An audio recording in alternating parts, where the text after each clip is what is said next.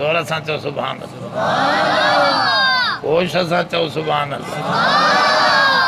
वरी नमाज पढ़ंदा आहियो? कॾहिं कॾहिं ईद जी त पढ़ंदा हूंदो। अबा कहिड़ी नमाज पढ़ंदा? जुमे जी, ईद वारी, पंजे वक़्त? ॿ टे ॼणा या सभु? कहिड़ा कहिड़ा पढ़ंदा आहियो नमाज? हथ मथे कयो ॾिसूं। सभु नमाज पढ़ंदा आहियो ईद जी? ईद जे लाइ हथ मथे था कयो।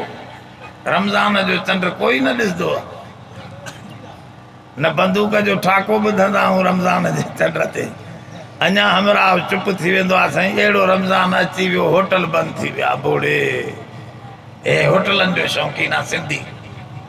असां सिंधियुनि खे छड़ो होटल खपनि बसि।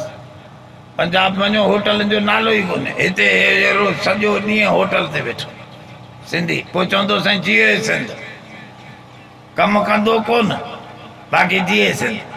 अरे जींदी तॾहिं सिंध जॾहिं तूं कमु कंदे न सादा। वेठो हूंदे होटल ते हुजनि पिया त हिकिड़ो मुअज़िन हो मस्जिद जो, पोइ आज़ान ॾेई वरी होटल ते वेंदो, वरी निमाज़ टाइम ते वरी मोटी ईंदो।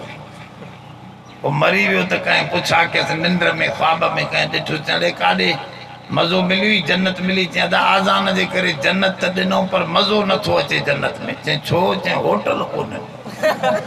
माना सिंधी खे जन्नत में बि होटल खपनि। अहिड़ो सादो, एॾी दिलि होटल सां। ओ मुंहिंजा सोना तवजो करे वे, बंदगीअ में राज़ रखियल आहे। नमाज पढ़ंदा आहियो न, उन में छा पढ़ंदा आहियो? आख़िर में सब पढ़ो अशहदु अल्ला इलाहा इल्लल्लाह। पढ़ो त ईमान ताज़ो थींदो वे। अशहदु अल्ला इलाहा इल्ला हदीस में ईंदो आहे, जिथे इहो कलमो पढ़ो था न अशहदु अल्ला इलाहा, भितर मिट्टी ज़मीन आसमान पासे ओसे जा वण टिण ये सभु तव्हांजी शाहिदी ॾींदा त रब तोखे मञण वारो। सुभान अल्लाह। इन करे ज़ोर सां पढ़ो अशहदु अल्ला इलाहा इल्लल्लाह व अशहदु अन्न मुहम्मदन। मुहम्मदन ॾिसो पहिरियों अब्दा रसूल आहे। ज़ोर सां अब्दुहु व रसूलुहु।